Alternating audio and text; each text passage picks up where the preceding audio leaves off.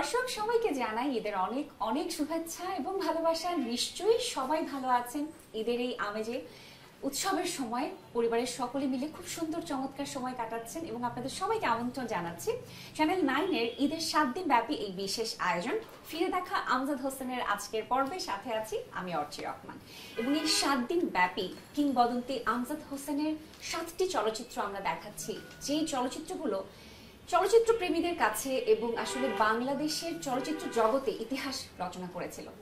এবং আজকে এই আলাপচারিতা পর্বের শেষে আমরা দেখব যেই চলচ্চিত্রটি নিয়ে আসলে কথা বললে আসলে অনেক গল্প, অনেক আলোচনা, অনেক কিছুই আজকেও যেমন উঠে আসবে এবং আমরা অনেকে ইতিমধ্যে অনেক গল্প তো জানি, আরো অনেক অজানা গল্প তথ্য আজকে আমরা জানবো।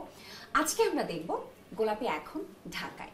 এবং এই গল্পগুলো জানতে বা একটা সিনেমার পেছনের গল্পগুলো জানাতে আজ আমাদের সাথে যিনি আছেন কিংবদন্তি আমজাদ হোসেনের সুযোগ্য পুত্র সোহেল আরমান, যিনি নিজেও জনপ্রিয় একজন চিত্রনাট্যকার, গীতিকার এবং নাট্য চলচ্চিত্র পরিচালক। তাকে ক্যামেরার পেছনে তো আমরা সবসময় জেনেছি কাজ করেছেন, তবে আমরা ভক্ত যারা আছি তারা সব থেকে বেশি ভালোবেসেছি তার অভিনয়। তিনি তো আমাদের সাথে আছেন, চলুন গল্প এবং আড্ডায় চলে যাই। ঈদ মোবারক। ঈদ মোবারক।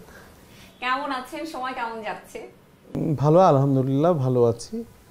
সময় ভালো যাচ্ছে, কাজে ব্যস্ততা, সময় যাচ্ছে, ব্যস্ত সময় কাটছে। এবং আজকে আপনার এখানে আসার মূল উদ্দেশ্য, আমরা চ্যানেল 9 এর ঈদের 7 দিন ব্যাপী বিশেষ এই আয়োজন করেছি ফিরে দেখা আমজাদ হোসেন। এই অনুষ্ঠানের নাম এটা এবং এই নাম থেকে আমরা বুঝতে পারছি যে পুরো আয়োজনে তাকে আমরা মনে রাখতে চাই, ভালোবাসতে চাই, তার কাজের সৃষ্টিকর্মের মধ্য দিয়ে তাকে বাঁচিয়ে রাখতে চাই। এবং ঈদের 7 দিন ব্যাপী তার কালজয়ী 7টি সৃষ্টি, যে সৃষ্টিকর্ম আছে, যে ইতিহাস বা চলচ্চিত্র প্রেমীদের কাছে যদি বলি সেই সিনেমাগুলো ইতিহাস সৃষ্টি করেছে, সেই সিনেমাগুলো কিন্তু আমরা দেখাচ্ছি। এবং সেই ধারাবাহিকতায় আজকে আমরা গল্প করব গোলাপী এখন ঢাকায় নিয়ে। এবং এটা আসলে আজকেই প্রচারিত হবে। আপনার সাথে এই গল্পের পরবর্তী অংশে আমরা সেই সরাসরি সিনেমা দেখতে চলে যাব। এই সিনেমা নিয়ে আদ্যপান্ত যতটুকু আমরা জানতে পারি দর্শকদেরকে জানাতে চাই। সেই সময়কার স্মৃতি কথা একটু শুনতে চাই। তখন আপনার বয়স কেমন ছিল এবং তখন আসলে আপনার স্মৃতিতে কি কি গল্প আছে? প্রথম কথা হচ্ছে, বাবাকে নিয়ে কথা বলাটা অনেক সময় কঠিন হয়ে পড়ে। কারণ হচ্ছে আমি শুধু তার সন্তান হিসেবে নয়, তাকে একদম মানে খুব কাছ থেকে দেখা একটি মানুষ আমি। কারণ আব্বুর শেষ 15টি বছর একদম খুব নিবিড়ভাবে বাবার সাথে থাকার সুযোগ আমি পেয়েছি। এটার কারণ হচ্ছে কারণ বাবা একটু অসুস্থ হয়ে পড়েছিলেন। সেই চিকিৎসা করাবার জন্য ভারত থেকে শুরু করে সুদূর থাইল্যান্ড থেকে শুরু করে বাবার সাথে জার্নি আমার হয়েছে। আমি অনেকবার বাবার সাথে বিদেশে গিয়েছি, প্রায় 18 থেকে 20 বার, এবং যতবারই গিয়েছি হোটেলে বসে বাবার সাথে আমার খুব গল্প হতো, আড্ডা হতো। আমি যখন প্রথম কলেজে উঠি আর কি, সেই কলেজের তরুণ, তখন আমি বাবাকে খুঁজে পাই যে কাকরাইলের মোড়ে আসিফ ম্যানশন নামে একটা বিল্ডিং ছিল। সেই আসিফ ম্যানশনের 3 তলায় আমার বাবার অফিস ছিল। সেখানে আমার বাবার ডাকে আমি প্রথম সেখানে বসি যে তুমি একটু দেখো, তুমি একটু ফিল্ম ডিস্ট্রিবিউশনটা দেখো, শেখো। এবং সেই সুবাদে আমার হুমায়ুন আহমেদ স্যারের সাথেও কথা হতো, কারণ তার অফিসটা 4 তলায় বা 5 তলায় ছিল। তো এই আমার দুরন্তপনা ছিল হচ্ছে এই দুটো মেধাবীবান মানুষ, বিশেষ করে আমার বাবা আমজাদ হোসেন, তার অফিসে কে কে আসতো, কোন কোন নায়ক আসতো, কারা আসতো, কোন অভিনেত্রী আসতো, কোন প্রযোজকরা আসতো, কিভাবে হল বুকিং হতো, কিভাবে সারা বাংলাদেশ একটা সিনেমা তারা প্রেক্ষাগৃহগুলোকে হ্যাঁ ডিস্ট্রিবিউশনগুলো নিজের আয়ত্তে নিয়ে আসতো, এইগুলো আমি দেখতাম। তো তখনই যে ছবিটার কথা এখন গল্প করছি সেটা হচ্ছে গোলাপী এখন ঢাকায়। আমার বাবা চেয়েছিলেন যে গোলাপীকে নিয়ে একটা ট্রিলজি তৈরি করতে, গোলাপী এখন ট্রেনে, গোলাপী এখন বিলেতে, গোলাপী এখন ঢাকায়। তা এটার জন্য তার অনেক পরিশ্রম আমি দেখেছি, কারণ একটা যুগের প্রেক্ষাপট আরেকটা যুগের সাথে মেলানো এটা খুবই টাফ একটা ব্যাপার ছিল তার জন্য। কারণ গোলাপী এখন ট্রেনে যে উঁচু জায়গায় পৌঁছে গিয়েছিল, যেরকম এটা একদম আন্তর্জাতিক, আব্বার প্রত্যেকটা ছবি আন্তর্জাতিক মানের। গোলাপি, এমন একটা দিন বুড়িরে তো কোনোখানে পাইলাম না। যেভাবে টুকটুক করে আডে, আজকে দিন করলো না তো। থানায় খবর দিবি, হাসপাতালে খোঁজ নিব। ময়নাপু, বুড়ি এক জায়গায় মাঝে মধ্যে গিয়ে বৈশা থাকে, জায়গাটা আমি চিনি। আগে ওইখানে দেখে আসি, ওইখানে যদি না পাই তাহলে থানা হাসপাতাল করুন নে। চল।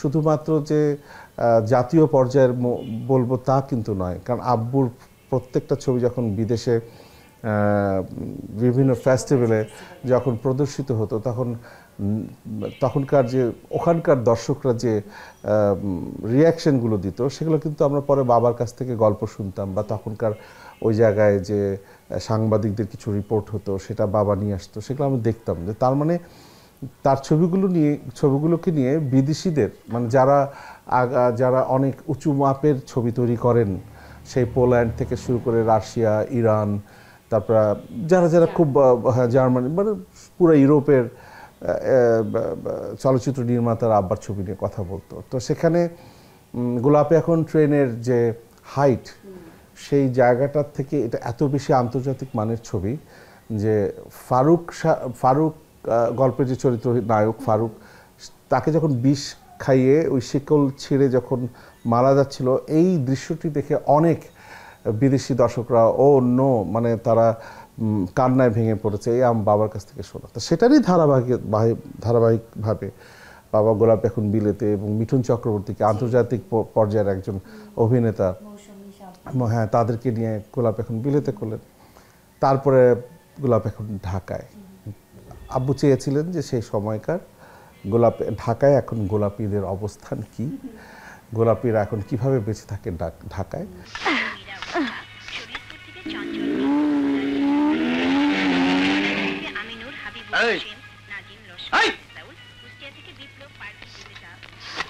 কি করতেছস?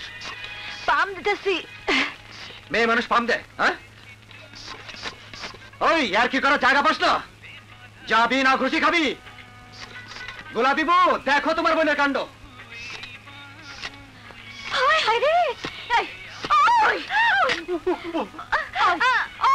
তোরে পাম দিতে কে কইছে? কে কইছে? আমি দোকানে আইতে, তুই বড় হস নাই? আমি তো কাম করতেছিলাম। পাম দিলে কি হয় বুঝি? ওই লেমন জুস মার্কা কথা কইস না তো। তুই বড় হইছিস না? বাড়ি যা। আরে যা যা যা না, বুঝা মনে। একটা কথা কি, যে বাবা না শ্রেণী সংগ্রামের উপরে বেশি কাজ করেছেন, এবং আমার তো মনে হয় যে নারীদের যত চাওয়া, নারীদের যে কি বলবো অধিকার, সেটার দিকেই তার বেশি ফোকাস থাকতো। সেই স্মৃতি কথা এবং বাকি গল্পে ফিরছে, তবে ছোট্ট একটা বিরতির সময় হয়ে গেছে, বিরতিটা নিয়ে আসছি। প্রিয় দর্শক, আপনারা দেখছেন চ্যানেল 9-এর ঈদের বিশেষ এই আয়োজন, ফিরে দেখা আমজাদ হোসেনের আজকের এই বিশেষ পর্ব, এবং আপনাদের সাথে আছে আমি অর্চি রহমান। ছোট্ট একটা বিরতি নিচ্ছি, ফিরছি এক্ষুনি, কোথাও যাবেন না, সাথেই থাকবেন।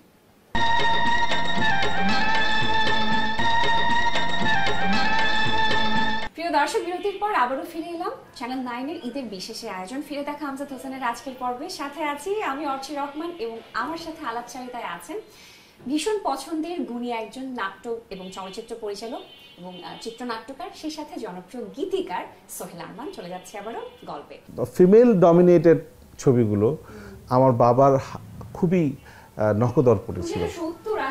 হ্যাঁ হ্যাঁ হ্যাঁ হ্যাঁ, কারণ একটা জিনিস যদি আমি এভাবে ভাবি, যে আমি একটা ব্যাপারে প্রশংসা না করেই পারি না, কারণ যুদ্ধ বিধ্বস্ত একটি দেশ বাংলাদেশ 1971-এর পরে, যেই দেশের কিচ্ছু ছিল না, সেই দেশে আমার বাবা আমজাদ হোসেন এবং তার সাথে সাথে যে পরিচালকগুলো এই বাংলাদেশের চলচ্চিত্রটাকে এত টান দিয়ে উপরে উঠিয়ে নিয়ে আসছে, একদম একটা বাংলাদেশকে একসময় বলা হতো যে মানে তলাহীন ঝুড়ি, যেখানে কিচ্ছু নাই, সব ভাঙাচোরা হয়ে গেছে, সেখানে যে কিছু মেধাবী পরিচালকের জন্ম নিয়েছিল যুদ্ধের পরে, এবং সেখান থেকে ওয়ান অফ দেম হচ্ছে আমজাদ হোসেন, যে মানে বাংলাদেশের দর্শকদের যে কিভাবে তারা ছুঁয়ে ফেললো তাদের পরিচালনার জাদুর ক্যামেরার দৃশ্য দেখিয়ে, যে সেগুলো আমার ভাবতে খুব অবাক লাগে। আমি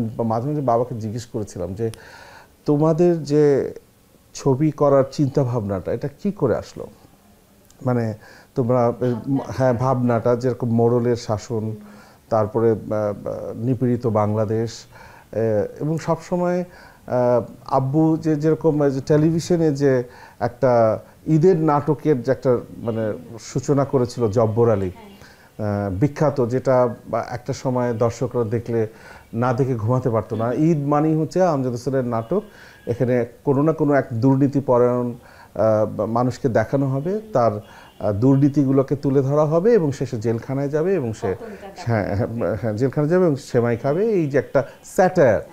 তা সেই কারণগুলোকে বলছে আসলে বাবাকে একটা দিক থেকে মূল্যায়ন করা খুব কঠিন, কারণ সে একাধারে সাহিত্যিক, একাধারে সে কবি, একাধারে সে কলামিস্ট, একাধারে সে চলচ্চিত্র পরিচালক, অভিনেতা, প্রযোজক, মানে একটা ধীমান মানুষ। একটা আমার কাছে তো তাকে বিশ্ববিদ্যালয়ের মতো মনে হয়, একটা এনসাইক্লোপিডিয়া। মানে বাবার সাথে যখনই কথা বলতাম যে কোনো বিষয়ে, সায়েন্স থেকে শুরু করে একদম আর্টস কমার্স যেটা একদম বেসিক একাডেমিক লেখাপড়া, সেগুলো ছাড়াও সব বিষয়ে বাবার কাছ থেকে উত্তর পেতাম।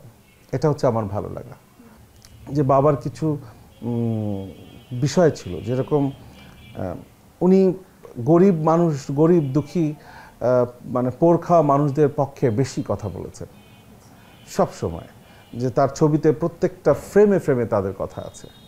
এই যে গোলাপির যে কথাগুলো বলতেছে, এই যে গোলাপি একটি একটি একটি সহজ সরল, হ্যাঁ একটি গ্রামের সুন্দর একটি যুবতী যার বিয়ে ভেঙে যায় মোড়লের কারণে, যার কারণে নায়ক মারা যায়, সেই মেয়েটি একটা সময় ঢাকায় চলে আসে এবং সেই ট্রেনটা ধরে, সেই ট্রেনের মধ্যেও কত দুর্নীতি, সেই ট্রেনে আটা ময়দা নিয়ে সব মেয়েরা যখন ব্যবসায় নামছে, গ্রামের মহিলাগুলো, এই দৃশ্যগুলো সে এত সুনিবিড়ভাবে দেখেছিল হয়তো তার কিশোরকালে বা তার ছাত্র জীবনে, সেটাকে সে এত সুন্দর সুনিপুণভাবে মানে ক্যামেরাবন্দি করেছে। এটা আমার কাছে মানে মানে মনে হয় যে একটা অসাধারণ সৃষ্টি সে করে গেছে। সেই সাথে তার গান কনটেক্সট, আমাদের যে কালচার, সেখানে ছবিতে গান না হলে দর্শকরা একটু মন খারাপ করতো, একটা হিট গান না থাকলে, একটু সুন্দর গান না থাকলে। তা তাদের গানের যে শব্দচয়ন, যে শব্দের প্রয়োগের মাত্রা, মানে কোথাও কোনো মানে শালীনতার মানে একটা চরম পর্যায়ে তারা লিখতেন। হ্যাঁ হ্যাঁ, কোথাও কোনো মানে ছবিতে তো নয়, লেখায় কোনো দিকে সৌন্দর্য শিল্পকর্ম কাকে বলে, মানে যেটাকে মানে অশালীনতার থেকে বহু মাইল দূরে তারা কাজ করতেন, বহু মানে তারা ওটা ভাবতেই পারতেন না। তারা কখনো বলতো না যে, তারা সবসময় আমার বাবা বলতো যে সাহিত্য নির্ভর কাজ করতে হবে, সাহিত্য নির্ভর কাজ করতে হবে। শিল্পীদেরকে বলতো যে তুমি যতই এক্সপ্রেশন জানো, তোমার ভয়েস ঠিক করতে হবে, তোমার ভোকালের মানে ভয়েস মডিফায়ার ঠিক করতে হবে, যে তুমি কখন কাছে আসলে কিভাবে তুমি গলার প্রেশার দিবে, দূরে গেলে কিভাবে বিভিন্ন এক্সপ্রেশনস কিভাবে দেয়া যায়। এবং বাবা তো প্রত্যেকটা শিল্পীকে, আমি জানি এটা আমার কথা যারা শুনছে, প্রত্যেকটা শিল্পীকে নিজে অভিনয় করে দেখাতেন। হ্যাঁ, এবং সুনিপুণভাবে অভিনয় করে দেখাতেন, এবং তাকে যে বেশি ফলো করতে পারতো তার সাকসেসটা বেশি আসতো। শিল্পীদের সাকসেস, যেরকম কিছু অসাধারণ গুণী শিল্পী আমার বাবার ছবিতে কাজ করেছে, যেরকম রওশন জামিল, আনোয়ারা আন্টি, ববিতা আন্টি, ফারুক চাচা, মানে আলমগীর চাচা, ইলিয়াস কাঞ্চন, মৌসুমী, শাবনুর, মানে বাদ নাই। মানে এই গুণী শিল্পীরা যেন আরও ঝলমলে হয়ে যেত আমার বাবার ডিরেকশনের কাছে গিয়ে, কারণ তার কাছে ক্ষুধাটা মনে হতো যে মানুষ জন্ম নিলেই তার ক্ষুধা লাগবে, মানুষ জন্ম নিলেই তার প্রেম আসবে, মানুষ জন্ম নিলেই তার বংশ হবে, মানুষ জন্ম নিলেই তার একটা জীবন পথ হবে। এই পথটাকে সহজ করবার জন্য তা একটা বাচ্চা যেন তার মায়ের কাছে থাকতে পারে, মায়ের দুধ পায়, সেই বাচ্চাটা বড় হয়ে গেল যেন স্কুলে যেতে পারে, সেই বাচ্চাটা বড় হয়ে গেল যেন সুন্দরভাবে লেখাপড়া শেষ করে, যদি মেয়ে হয় তার যেন সুন্দর একটা সংসার হয়, যদি ছেলে হয় সে যেন তার পরিবারকে ভালোবেসে তার জীবন এই ছন্দটা নিয়েই সে কাজ করেছে, যে এই ছন্দটা যেখানে যেখানে সে ভাঙা পেয়েছে সেখানে সেখানে আমজাদ হোসেন তার ক্যামেরায় বলেন, তার লেখনীতে বলেন, সে প্রতিবাদ করেছে, যেটা এটা হওয়া যায় না। তো এই জায়গাগুলোকে বাবাকে স্পষ্ট করে বোঝা যায় তার ছবিগুলো দেখলে। গোলাপি এখন ট্রেনে তো থেকে শুরু করে তার যে ট্রায়োলজি, যে এইটা বাংলাদেশে জানি না কয়জন চেষ্টা করেছে, হয়তো বাবা একটা ছবিতে সফল, আরেকটা ছবিতে মোটামুটি ফিডব্যাক পেয়েছে, আরেকটা হয়তো পায়নি, কিন্তু সে তো চেষ্টা করেছে যে ট্রায়োলজি হয়, যে তৃতীয় একটা মানে একটা ছবিরও যে একটা এপিসোড হয়, হ্যাঁ একটা চলচ্চিত্রেরও যে একটি ধাপ হয়, চলচ্চিত্রেরও যে একটি ধারাবাহিকতা থাকতে পারে, একটা ট্রায়োলজি হতে পারে। এটাই হচ্ছে গোলাপি এখন ট্রেনে, গোলাপি এখন বিলেতে, গোলাপি এখন ঢাকা। সেই স্মৃতি কথা এবং বাকি গল্পে ফিরছে, তবে ছোট্ট একটা বিরতির সময় হয়ে গেছে, বিরতিটা নিয়ে আসছি। প্রিয় দর্শক, আপনারা দেখছেন চ্যানেল 9-এর ঈদের বিশেষ এই আয়োজন ফিরে দেখা আমজাদ হোসেনের আজকের এই বিশেষ পর্ব, এবং আপনাদের সাথে আছে আমি অর্চি রহমান। ছোট্ট একটা বিরতি নিচ্ছি, ফিরছি এক্ষুনি, কোথাও যাবেন না, সাথেই থাকবেন।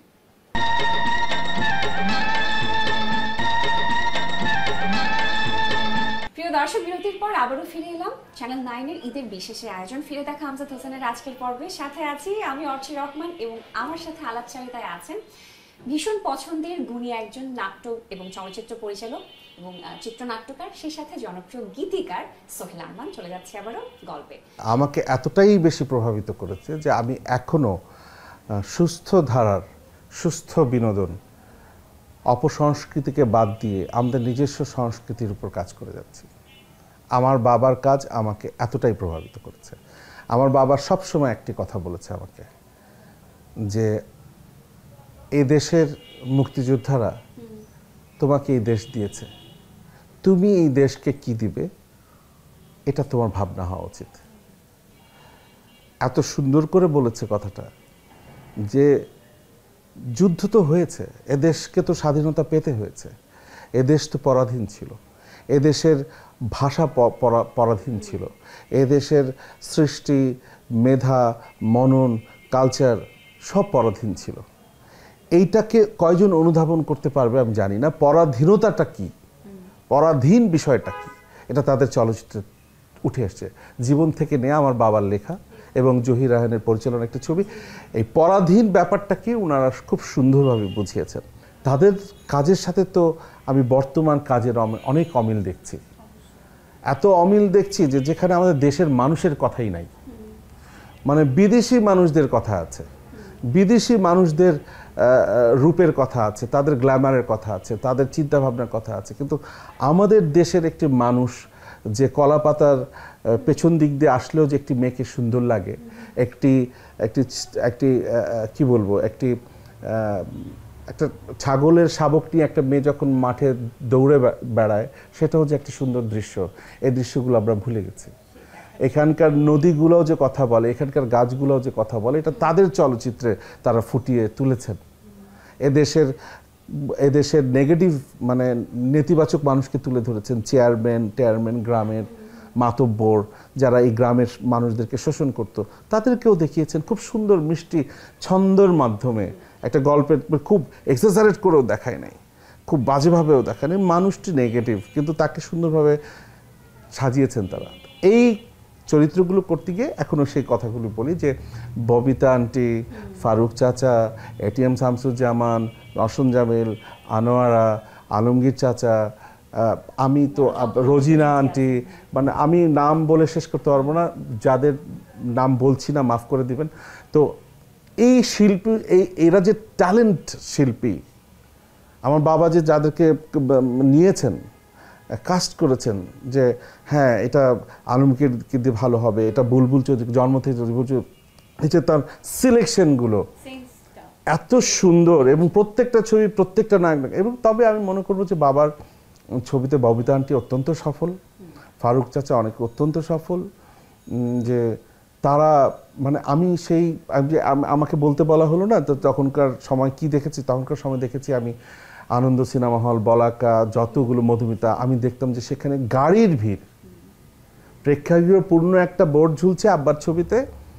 এটা যে আমাদের কি গর্বের ছিল পরিবার হিসাবে, যে বাবার যেই ছবি দেখতে গেছি প্রেক্ষাগৃহ পূর্ণ, বাবা বাবা মানে হলের মালিককে না বলে দিলে আমাদেরকে যেতে, মানে আমরা টিকিট পাবো না। হ্যাঁ, এবং তখনকার যে এই যে বললাম না যে একটা উঁচু শ্রেণীর থেকে নিচু শ্রেণীর সবাই আমার বাবার ছবি দেখেছে। এত হাইব্রিড, এত মিক্সড কালচারের লোকজন আব্বা একসাথে দর্শক টানতে পেরেছে যে এটা পার্শিয়াল করা যাচ্ছে না আব্বার ছবিকে। যে একটা যারা অনেক মানে বোদ্ধা শ্রেণীর মানুষ তারাও দেখছেন, আবার একটা রিক্সাওয়ালা ঠেলাগাড়িওয়ালা সেও কিন্তু নিম্ন শ্রেণীর মানুষ, তারাও কিন্তু টিকিট কেটে আমির হোসেনের ছবি নয়নমণি দেখতে হবে। দেশ কেরামের কথায় আমি ভুলবো কেমন করে মাগো, বড়ই মনে পড়ে তোরে, শুধুই মনে পড়ে। তা আমরা বাংলাদেশকে হারিয়ে ফেলছি বারবার ছবি নির্মাণ করতে গিয়ে, কমার্শিয়াল পার্সপেক্টিভ দেখাতে গিয়ে। যে একটি ছবি এখনকার জনগণ, আমি মনে করি না জনগণের রুচি একদিনে পরিবর্তিত হয় না, এটা একটা দীর্ঘ সময়ে দর্শকদের রুচি বদলেছে। আবার আমার মনে হয় সেটাকে পরিবর্তন করাও সম্ভব যদি আমাদের গল্পে, আমাদের দেশের গল্পে প্রযোজনাটা বা লগ্নিটা অনেক বড় হয়। আমাদের গল্পে মানে বাংলাদেশের কোনো একটা মৌলিক গল্পে ওখানে যদি একটা প্রচুর আর্থিক একটা সাপোর্ট দেওয়া যায়, তাহলে নিশ্চয়ই বিদেশেও আমরা মাথা উঁচু করে দাঁড়াতে পারবো যে না, আমাদের দেশেও আমাদের কালচার নিয়ে গল্প হয়। This is Bangladesh, this is we are Bangladeshi, আমরা বাঙালি, আমরা সব, আমাদের দেশে যা কিছু আছে সব আমরাই। এবং আমরা এই যে 2025 সালে বসেও তার সৃষ্ট কর্মগুলো নিয়ে কথা বলছি, কারণ আমরা চাই নতুন প্রজন্মকে এই কাজগুলো আসলে নতুনভাবে দেখাতে, জানাতে, তাদেরও যেন সেই আগ্রহের জায়গাটা তৈরি হয়, সেই চেষ্টা কিন্তু আমরা সবসময় করতে চাই। এই কাজগুলো নিয়ে বা তার সৃষ্টিকর্মগুলো নিয়ে আসলে একটা আর্কাইভ করা বা তার কাজগুলোকে বাঁচিয়ে রাখা, এই বিষয়টা নিয়ে আসলে আপনাদের কি পরিকল্পনা আছে বা সেটা বাস্তবায়নের কি পরিকল্পনা হতে পারে? এটা শুধু আমি আমার বাবার ক্ষেত্রে বলবো না, এই দেশে এটা আমার একটা, আমি ছোট একটা মানুষ বা ছোট একজন পরিচালক, আমি নিজেকে কখনোই বড় ভাবতে শিখিনি। কিন্তু আমার কাছে মনে হয়েছে যেটা আমার সরকারের কাছে আবেদন বা বিভিন্ন চ্যানেলের কাছে আবেদন বা যারা শিল্প সংস্কৃতির সাথে একদম গোড়া থেকে আছেন, আমাদের মেধাবী লোকজনরা যে খুব বেশি তা নয়। যারা জাতীয়ভাবে পুরস্কৃত হয়েছেন তাদেরকে খুঁজে বের করা খুব একটা অসাধ্য বিষয় নয়। তাদের কাজগুলোকে নিয়ে নতুন প্রজন্মের সামনে স্কুলিং হওয়া উচিত। আমি চ্যানেল 9কে ধন্যবাদ দিচ্ছি এই কারণে যে তারা বাবার ছবিগুলোকে নিয়ে তারা একটা কাজ করার উদ্যোগ নিয়েছে, দর্শকদের কাছে পৌঁছে দেওয়ার একটা ধারে অনেকগুলো ছবি নিয়ে তারা কাজ করছে। আমি এরকমভাবে চাই যে বাবার কাজগুলোকে আরও ঘন ঘন, আরও বেশি এটা নিয়ে কথা বলা হোক। আসলে বাবার ছবি শুধু দেখালেই হবে না, সেটা আবার বোঝাবার লোক লাগবে, কারণ তারা এত সুন্দর কিছু কাজ করেছেন, সেই প্রেক্ষাপটকে বোঝাবার জন্য আবার সেটার উপর সেমিনার লাগবে, সেটার উপর ওয়ার্কশপ লাগবে। তাহলে বাবার ছবিগুলোকে বুঝবে বা বাবার সমতুল্য বা বাবার থেকেও বেশি যারা ভালো কাজ করেছেন, আমি হয়তো সেই কাজগুলোকে নতুন করে আমাদের নতুন প্রজন্মের কাছে নিয়ে আসা দরকার।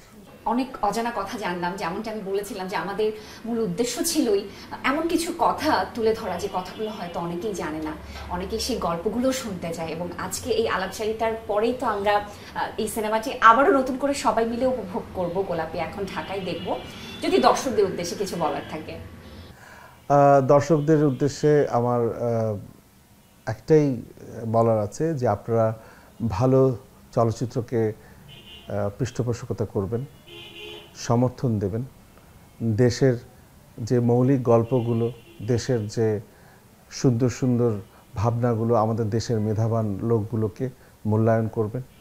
অবশ্যই হলে যাবেন, হলে গিয়ে ছবি দেখবেন। আর সেই সাথে এই মুহূর্তে আমার সাথে যারা আছে তাদেরকে ধন্যবাদ দিচ্ছি, কারণ তারা অনেক কষ্ট করে আসছে। এবং চ্যানেল 9কেও ধন্যবাদ এরকম একটা সুন্দর উদ্যোগ নেবার জন্য। আর সেই সাথে ঈদ মোবারক, সবার ঈদ অনেক সুন্দর ভালো কাটুক। প্রিয় দর্শক, এই ছিল আমাদের আজকের আয়োজন। ফিরে দেখা আমজাদ হোসেনের বিশেষ এই পর্ব এবং পুরো আয়োজন জুড়ে আপনাদের সাথে ছিলাম আমি অর্চি রহমান।